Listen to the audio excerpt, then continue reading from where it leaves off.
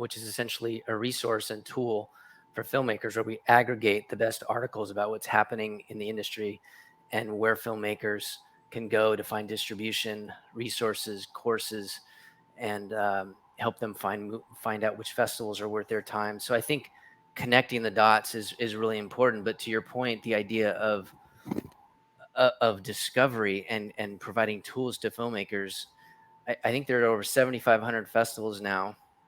There are over 10,000 independent films made on average in a given year. Yet a lot of these filmmakers don't really find a home. And if they find a home, they don't have the marketing support to find the audience. So I think a lot of the people up here today can support the idea that we can help you with discovery, and we can help you find a home, and we can help you find an audience. So I think it's a great time. Yeah, 100%. Same with Projektor. It's very similar. I think right now the landscape is, for a lot of it, these elevated indies, you either have YouTube or Netflix, and there's a giant gap in between. And so folks are interested in way more tools than just YouTube has to provide. So when you're talking about distribution, monetization, marketing, there's a ton of these elevated independents that are looking for tool sets for that the Liquid Media Group family has. So yeah, it's a pretty exciting time to be in this space and be filling that void. And with the content demand given by COVID, and this time I think it's the perfect time. So that's where Projektor fits, and I think it fits well within the Liquid family amongst all these folks. And Sheila, I love your model because you're maintaining your creative projects while exploring some new models on monetization models and how to capitalize on your IP. Can you talk a little bit about edutainment and how that is going to be a supporting factor? Sure. So IndieFlix, started off back in the day as your source for independent film, and the goal was to get it was create a marketplace for filmmakers to be able to sell their content because they weren't picked up in the Hollywood, into the Hollywood pipeline.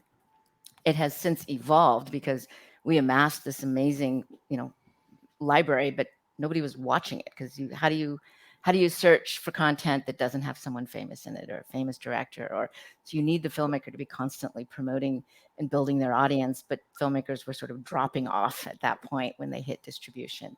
So what I thought was kind of naively hanging a shingle to start a marketplace became more of a, I don't know, like coaching filmmakers, being their mother and manager and saying, you can do this, you've come this far, you can keep going. But the timing wasn't right. And now, fast forward, I've been constantly experimenting and playing with trying to find multiple revenue streams and learn that we can create multiple products out of one movie and then serve it up to the different verticals. And so IndieFlix has evolved into meet what I personally am passionate about, which is more social media or social impact content, or what we call edutainment, because we still have like a zombie short film with Ed Helms in it, but it's really about he's feeling left out and it's a zombie movie. So there's ways that we can educate and build awareness and build community through content. And it's a longer runway. It takes a little bit longer, but you can really monetize it. And so it's wanting to sort of slow down this mass consumption and mass production and have a little more sort of savoring and meaning in content. And we're doing it now with our own. And now we're looking for ways to be able to offer that to more filmmakers.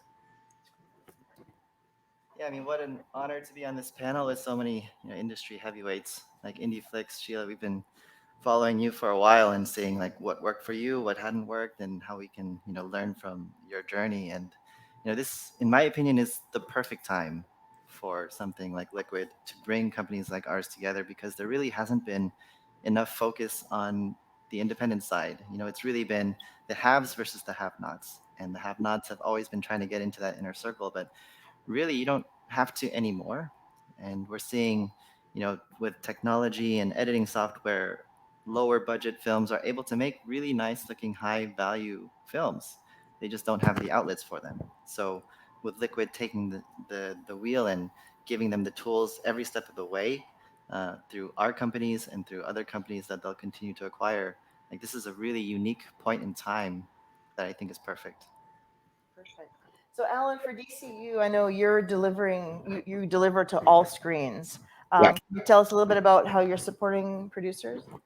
Yeah, I think everyone validated the question. Timing, I think, is perfect. I've been premature to market many times with concepts along these lines.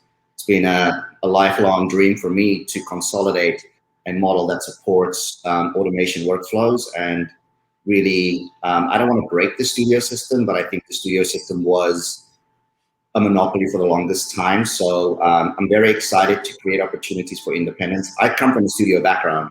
I was heading up distribution at Fox in the UK for a long time, and I've learned a lot about the independent sector. Creating workflows that we're doing now, the tools that is available, will be. It's an amazing time for the independents. I think COVID has helped in a positive way because the studios are consolidating more than ever before, meaning their costs are shrinking in terms of their return on investment for theatrical releases. That means they're going to make less tentpole movies for the theaters and focus more on subscriptions for their digital platforms. That translates to more screen time in theaters, which means the independents will have a better opportunity to get their content in front of audiences, both theatrically and digital. And to me, that's a very powerful model. That's fantastic. So one thing I'd like to all of us also talk about too is data. So I think that we know that data is king and analytics is king. So what we're seeing now is that productions are leveraging data and spending smarter.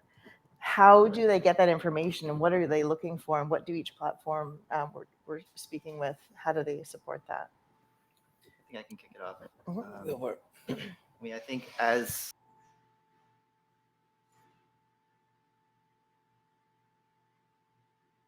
portion of their journeys, and that applies to film too. That's why Rotten Tomatoes is so powerful in influencing box office.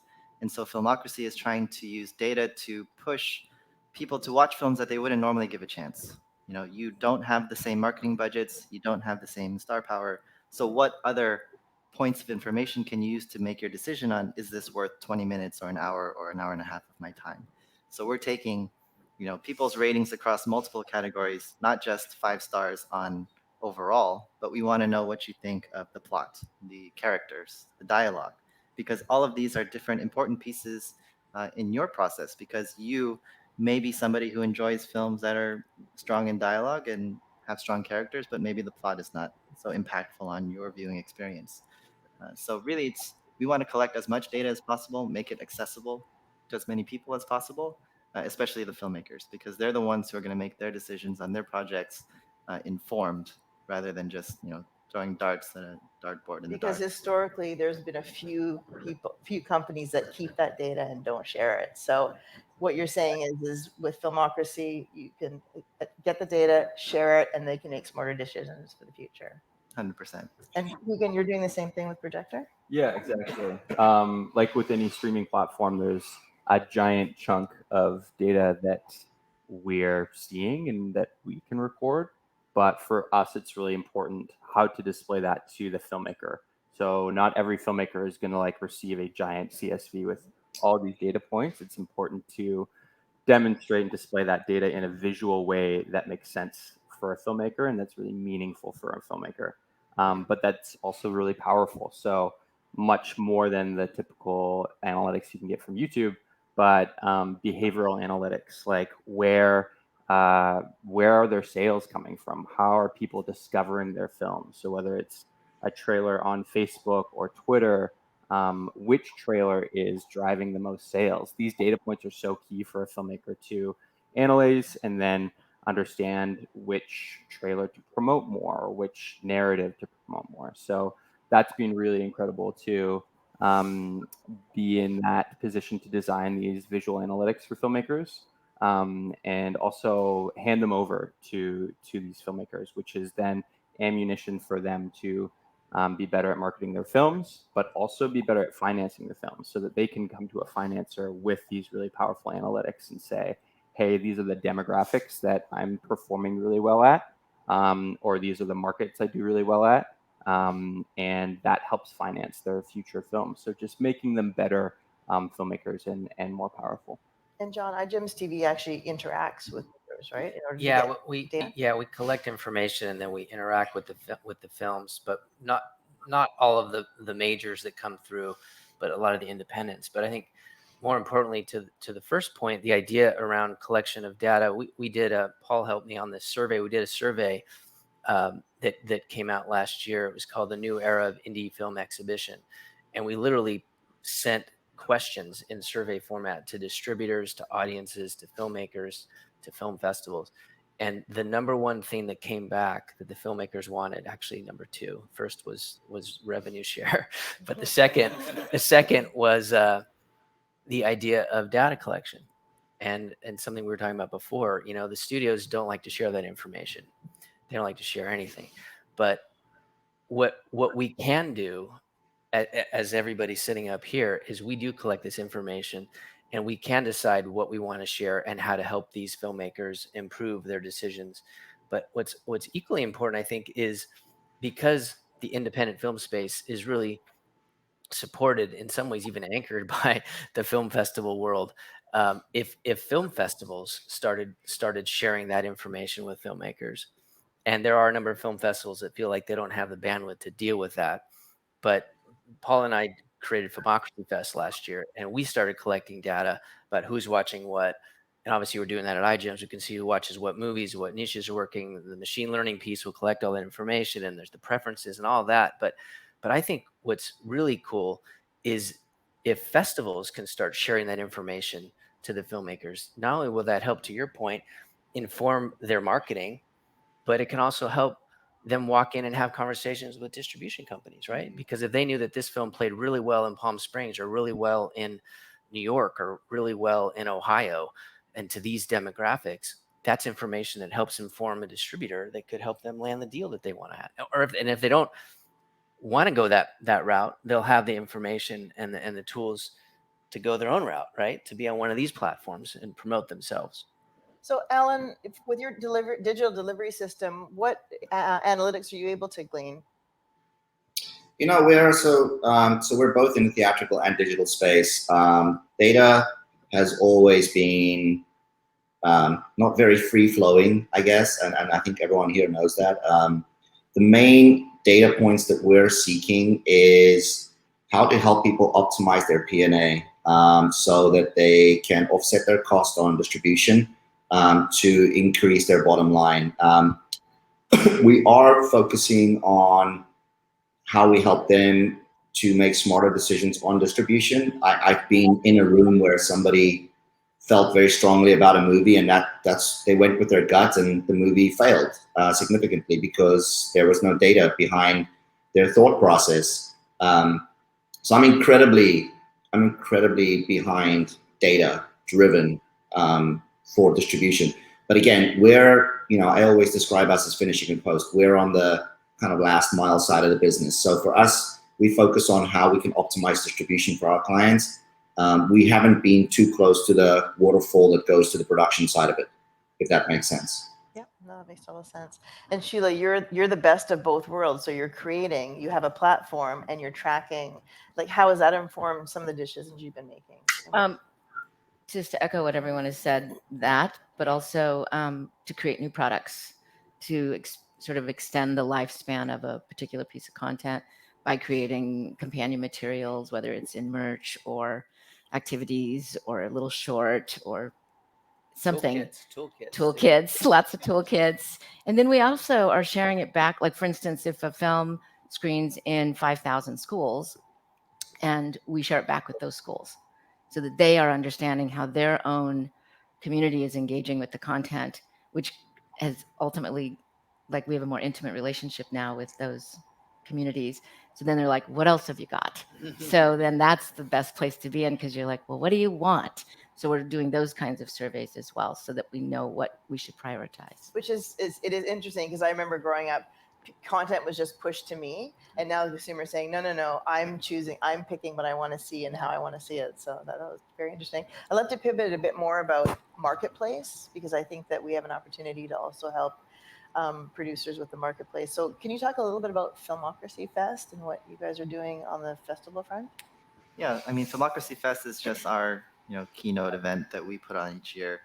I mean, last year we hosted about 75 film festivals, so I think it makes sense for us to host our own. Makes us more aware of the kinds of problems Can you and host things that they mine? deal with. Sure, we can all host one festivals. Everyone keeps saying do an IndieFlix festival. I'm like, Yeah, but now you can help. Sold. do. one big happy family, people.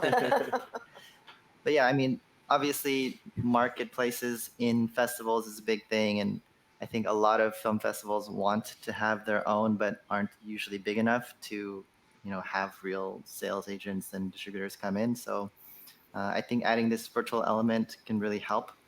More accessibility, people logging You're in like an from- online festival on acid. So maybe talk a little bit about. On I mean, acid. people can go into rooms, they can It's meet. awesome. Yeah, it's fantastic. I mean, we prefer online festival on cocaine. Mushrooms. I was thinking mushrooms. But yeah, we have a lot of distributors now coming into the festivals because it's just so much more accessible, and they can do it on their own time. There's always a different festival that they can go to, and they're making deals, and they're reaching out to us to make deals, and we're facilitating them right now at no charge, just because we want these deals to happen, the action to take place, and we're seeing it's very exciting because they get the data. The distributors can also look at the data and see which films are performing, which films have high completion rates, and that's obviously a really big thing in online because it's so easy to just X out of a movie, where it's a little bit harder to just So walk the out of a virtual theater. side. So just again with COVID, everybody online. The virtual side has not inhibited people from connecting and making deals. Yeah, if the thing that's changed, They've actually increased in some ways, because the studies are now showing that you don't have to go to Cannes, you don't have to go to Berlin, you don't have to go to Santa Monica for AFM to make the deals. Right. So it's a bit of a double-edged sword, right? Because the attendances are down in some of these bigger festival markets, but deals are still happening. Yeah. And if now the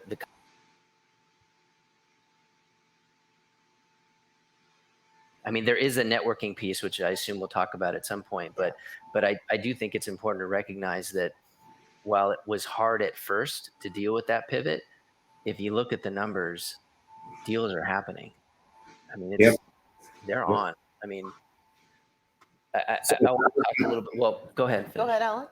I was going to interject a little bit there because so we deliver to obviously festivals and attend and so on and so forth. We actually work closely with online platforms, and what I see, because we work with big sales companies, E1, Sierra Affinity, Solstice. We actually handle their assets, and none of these people are attending the festivals. They're trading through platforms, and what that's creating for me is I see a bigger opportunity for buyers that don't have relationships with these studios to go in, or these clients, filmmakers, to go into a platform and assess and buy content. And that I think is very powerful because now it's down to business instead of champagne and making deals, So I think that's pretty interesting. So Alan, are you seeing people holding back, waiting for that live release again, or are they kind of accepting the fact that the online release is? No, we see both. I mean, there's some people that will always stay on the BlackBerry, and other people will move to the iPhone. So we're seeing a lot of people moving to the newer technologies, the newer workflows, and technology enables filmmakers to make movies for less over time. That's the ultimate, one of the biggest drivers in that space. And from that perspective, people will make great content and they'll find an audience for it. And these platforms are enabling that. And that's the exciting component. What Filmocracy is doing, what you guys are doing with IndieFlix as well, the edutainment stuff, like those are all great new developments that are progressing in the marketplace. Can I just add one thing about the Filmocracy Fest, just because I think it's really, really important, is that the other thing that filmmakers really want is networking. And I think for the festivals that get it and that are putting effort into that, like Filmocracy Fest, we through Paul's platform, we were able to bring people in to coffee time, networking sessions. We did happy hours. You can bring sponsors in for wine tastings, beer tastings. But the point is you can bring all these people together. And for the people that couldn't make that trip to the festival, they could connect and hang out at a table from wherever they are in the world. So I'm not saying COVID was a great thing for the country by any stretch, but there were some things that came out of it in terms of festivals and networking and the digital platforms like Filmocracy Fest. I know Sundance did a lot. But I think it's important to recognize that we're talking about filmmaker solutions, and these filmmakers want to meet people. They want to meet other filmmakers. They want to meet other cinematographers. They want to talk to talent. They want to talk to distributors.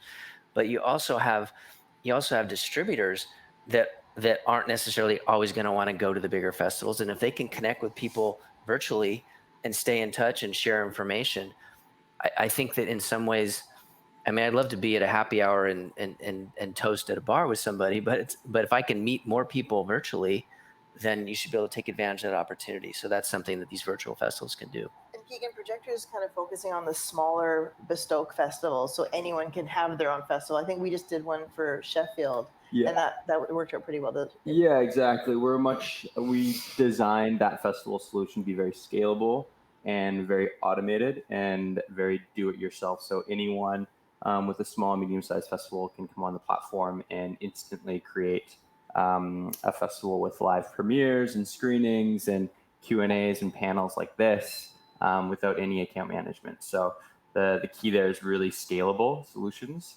And it's fascinating. I agree with Jon. It's just amazing. I think in the future, a lot of these festivals will be hybrid. Like Toronto will always exist and will always be here and in person, but places that we can't get to is an amazing time for those festivals. I think a really important key for the Filmocracy and the Projektor festivals are that it can be a continued marketplace. So if a producer is agreeing or a content creator is agreeing, they can keep their project on those platforms for an extra month or two in order to try and find those additional distribution clients. So again, it just doesn't stop on the day the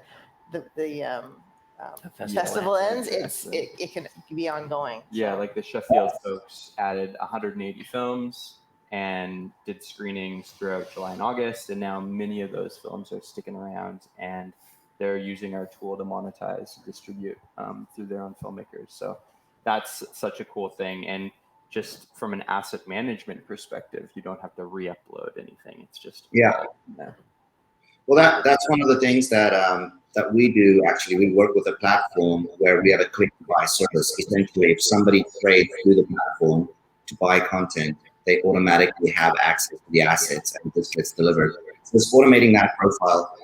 Another thing that I think from a data point perspective that's interesting in that space is once you marry in rights management for territories as well, and you're becoming extremely powerful, because then you can have expiration time frames and stuff on content as well for buyers, meaning that they can see when content will become available for their markets, older content, new content, etc. Who's bought it? It's a really, really cool space. And I think it will always be a hybrid, because some people, as everyone mentioned, will still want to go and be at a festival. But as long as you're supporting the brick and mortar, the actual festival from a virtual space in a good way, I think that there's a great opportunity to thrive in that space. Fantastic. And another thing we didn't touch on is the live aspect of both platforms. So you can have a group simultaneously watching a movie or a TV show, and then have a group, the producers, the actors, the writers, on a panel afterwards in real time, keep that kind of audience engagement. Q&As, live Q&As that can be recorded and then repurposed to YouTube. That's another thing, right? You not only have Q&As that you had to be live for, but now you can not necessarily make the trip if you can't, right? But they do it recorded live, and then it gets repurposed to YouTube or your channels. But the other thing is you can actually do award shows. You can do events, right? So again, education, networking, just recording all this and repurposing it. There were panels that were at CPH Docs that I think were seen by several 100,000 people. I mean, that's not happening if you go to a normal festival. Yeah, yeah. So now if you do these panels, and we're gonna do a Fest Dance Summit at our festival in the fall, and we're gonna have workshops and panel discussions, and we're gonna let filmmakers come from all over the world and festivals from all over the world and teach them things that can help them on their festival journey and their distribution journey. And that wasn't necessarily a conversation a couple years ago. That's fantastic. And again, all that information is going to get you to your audience, Right. which is the key. Should I ask? Is there any questions for now? Like we can interject some questions if anybody's interested. Yes. Sort of as a content creator, starting up producer, I've heard stuff like Netflix will, based on the algorithms, be very like $1,000 for a feature. Now, when you've spent, $1 million or $2 million or whatever, it's very cast and talented. How do you justify that to distributors, sales agents, and all that? That the revenue stream is so low when you're going to some of these platforms. The important thing is to know what your goals are and to be realistic and understand that if you give it to a company like a Netflix, you might not ever see another dime after the minimum guarantee they might give you up front.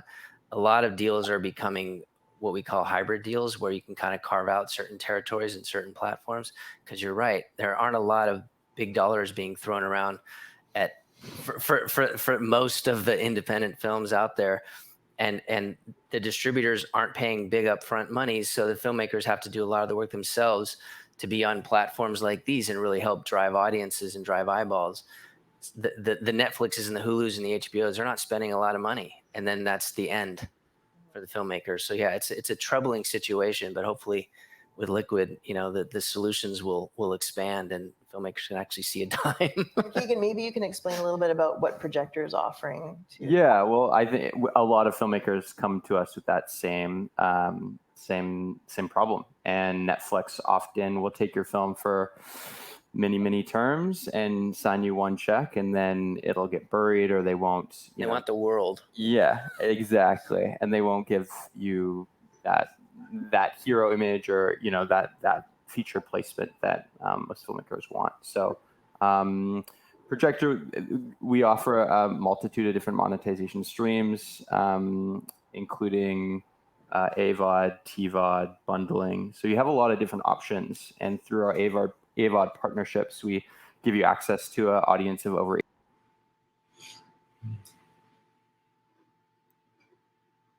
AVOD right now is booming. There's a ton of interest in it, and the AVOD rates are getting higher and higher. So that's actually a pretty productive and valuable strategy for a lot of our filmmakers. And then you can also carve up the territories and sell those off if you want. So just more options on the table for our filmmakers. Where a Netflix strategy, you're just kind of signing your stuff away to them, and in some cases that is a good deal. So it really depends case by case, I think. And it also gives you the analytics so that, say, 6 months, a year down the line, you want to go to one of the bigger providers, you have more data and something. Yeah, we've had some filmmakers, you own all your IP rights on Projektor, right? So we've had filmmakers, a deal came up with Nat Geo, can I take my stuff down and go with them? And within 24 hours, they've been able to make that deal. So again, we're just giving control back to the filmmakers and the IP holders, which we think is the right thing to do. I think it's really about leverage. Like if you're a true independent filmmaker and you're talking to Netflix, they'll often tell you, well, if you go on Netflix, you can say you have a film on Netflix, and that should be enough, along with it. And I have a friend who actually is filming a docuseries, and she spoke to Netflix and they made an offer, and then she went to go get some EPs, and every single one of them, 7 of them, said, don't go to Netflix. And I think 5 years ago, that wouldn't have been the case. So things have changed. Netflix has changed. They used to be run by film people, and now they're more run by tech people. And that makes the decision-making process different. It's all about the bottom line and efficiencies. So as a filmmaker, it's really about how do you get more leverage so that when you do talk to Netflix, you can say, look, you're one of my options. I've succeeded here, here, and here. You could be my next success, or you can just move on and do your own thing. But if you don't have that power at the table, then they're only going to offer you a few $1,000s. we've seen a tremendous influx in AVOD platforms since COVID hit for ourselves. I mean, we're delivering to more AVOD platforms than ever before. Netflix faces a pretty big problem when it comes to studio content. Every single major studio has their own digital platform now, which means that content will stop flowing through Netflix in future. They will be as hungry as possible to get content. So Netflix might change their business model a little bit in future with regards to acquiring independent content. But because there's so many AVOD platforms, essentially they're going to start competing with those guys because the AVOD platforms have a very different business model for the independents on the distribution side. So that's pretty encouraging, I think, for smaller filmmakers. I wonder if it's worth telling the audience what AVOD, SVOD, and TVOD means. Should we do Sure, that? go ahead. You want to do that? Yeah, TVOD is like transactional, so rent and buy on a typical platform. iTunes. Yeah, iTunes, a good example of that. AVOD is all ad-based revenue, so often they'll place ads before, after, during your content. You get a piece of that ad. Yeah, you share that with the streaming platform. SVOD, subscription-based, so Netflix, $7 a month. $7, where do you live? What is it now? Yeah, way higher A lot more than that where I'm from. It's like for standard definition. And Hulu just raised their price $1. I heard yesterday. Yeah. What else are we missing? PVOD. Well, there's also premium, but I just thought some audience members may not know the difference between those three things. Yeah. And it is, when you're talking about selling to a company, understanding their model, because some of them do have revenue shares, but there are AVOD models where they're offering a revenue share based on the ads, but if it's a small company that doesn't have a lot of eyeballs, they're not making a lot on the ads. So, the bigger, the Tubies and the Zumos, I mean, there's a lot more money there. So it's just, these are important considerations when you're talking about selling a movie. Anyway. Any other questions?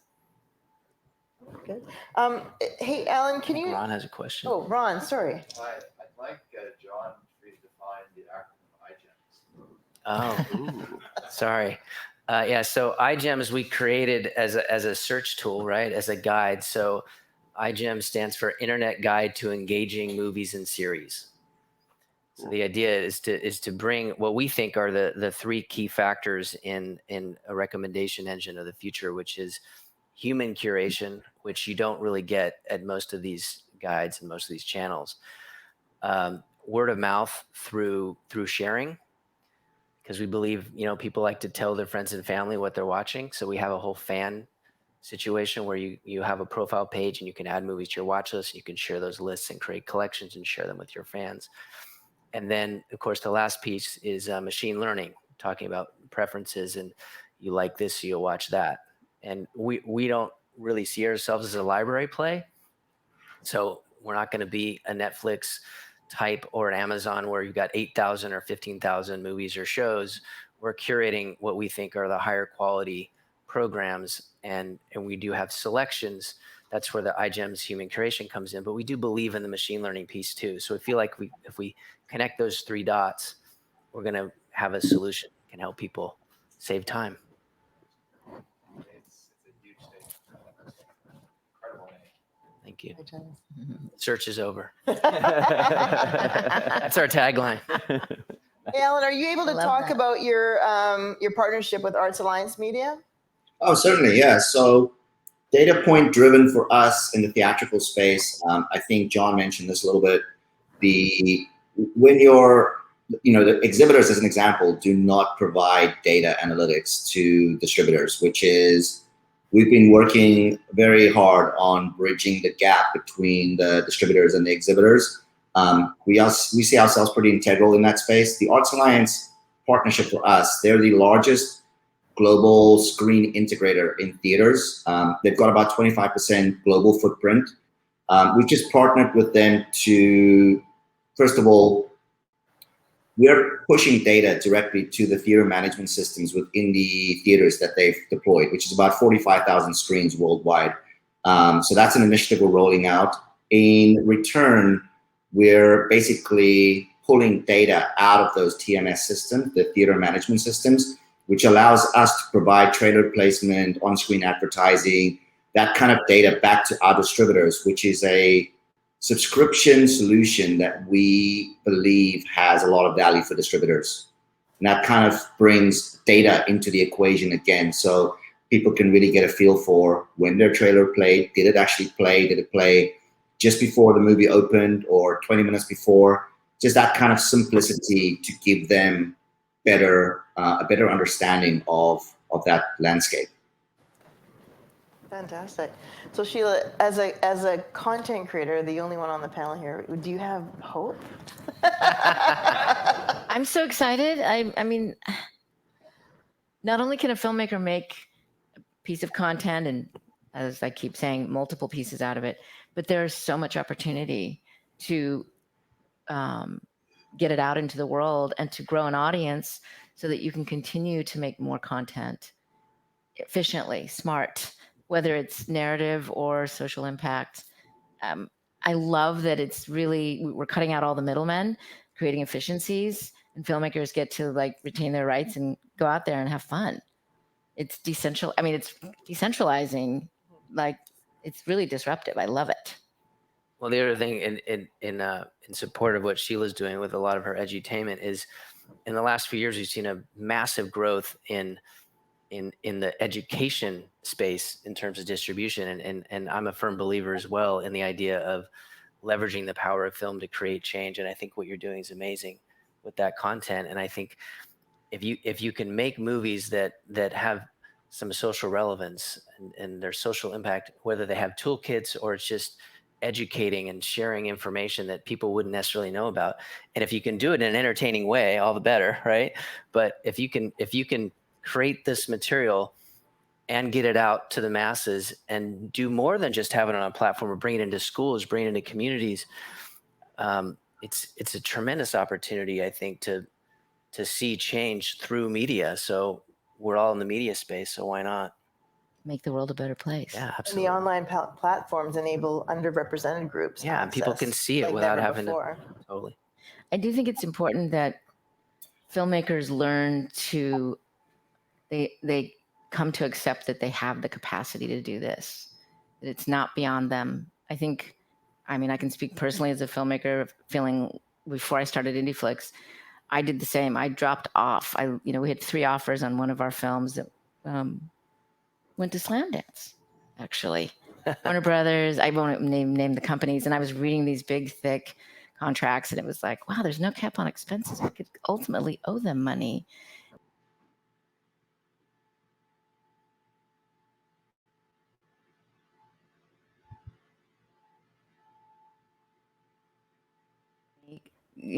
Got actors, shot the thing, did all that stuff. Filmmakers are entrepreneurs. We're smart. We have the ability and passion and power, and we just need to remind ourselves, like, hold on to that. It's going to get you through the distribution piece as well. I'm just going to interject really quick. If there's anyone in the virtual audience who wants to ask a question, just click on the box underneath Alan.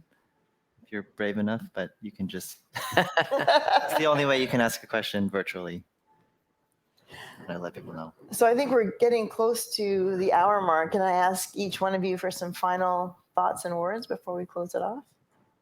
Alan, you want to start? Yes, sure. I really love what everyone's doing here. I'm a big believer in where we're at. I would not have joined this organization if I didn't see the value in where it's going. I know nothing comes easy, and we have to make sure that people understand that the change benefits them. That's an important component. I think that Amazon buying MGM, those kind of things will just really continue to evolve and change the overall platform for the studios, which to me translates to a better longevity and business model for the independents. And ultimately, that's what I believe in. I think the independents are the future clients for me in the space, for all of us and the people we want to work with. So more power to them through this consolidation. Yeah, I would say the thing that most interested us in joining the Liquid family was just that it's a family, and we're trying to build something that everybody is a part of and very inclusive And so whether you're a filmmaker or a creator of any type, we would like you to join our family too. And Filmocracy is going to help you. iGEM's going to help you. IndieFlix, we'll all do it. Projektor, everybody. So I think that's the most exciting thing, that Liquid is really fighting for all of the people watching and all the people who are creative. So we can do this together. I mean, I'm thrilled to be part of the Liquid family. I set out to find a partner that shared our mission, because it was really important to me. This film is, I believe, one of the most powerful mediums on the planet, and I want to do good in the world with it. But I also want filmmakers to be rewarded, and I want content creators to keep creating great content. I love that it's, as Josh and I were talking, like there's the gaps just getting bigger. And so democratizing the whole process is really exciting to me. And the timing is amazing, so couldn't be happier. Yeah, 100%. Likewise, we're pretty stoked to be. I think it just is like stronger is better. Even today on these panels, like cannot wait to work with these like two industry legends over here. Also, We're just old. Dyed the gray in my. You didn't say icon, Need you a said Sharpie. legend. And even things like this human curation analytic portion that we have just dreamed up for so long, and instead of us like spending millions of dollars in building it, these guys have it. So yeah, really interested about the DRM solutions and digital file systems that DCU have. So we really are just going to be stronger together, and really stoked to be a part of the family. Yeah, well, I think everybody's already said everything I would have said, but I'll just add that in addition to just how perfectly all these companies fit together as kind of a great big package that can be this solution, I love the idea that that we're all tied to the same mission of supporting emerging talent and supporting independent film. And I think if we can stay that course, and we can do even more than we're already built for by creating toolkits and marketing and offering support, I think we can help these filmmakers, because yes, we're all entrepreneurs, but at the same time, the landscape is continuing to evolve, and I think we need to be ahead of it. And if we can keep being creative and be the entrepreneurs that we are, we can give these filmmakers the tools that they can maximize the success with their movies. So I'm more than stoked. I'm thrilled to be part of this. Awesome. Okay, well, Alan Christensen from Digital Cinema United, iGEMSTV's Jon Fitzgerald, Keegan McColl's Projektor, Scilla Andreen's IndieFlix, and Paul Jun's Filmocracy. Thank you so much for your time, and Nancy. welcome to Liquid. Thank you for an awesome panel. Thank you all for coming. Can I toast you with water? I'm just happy to use the word stoked.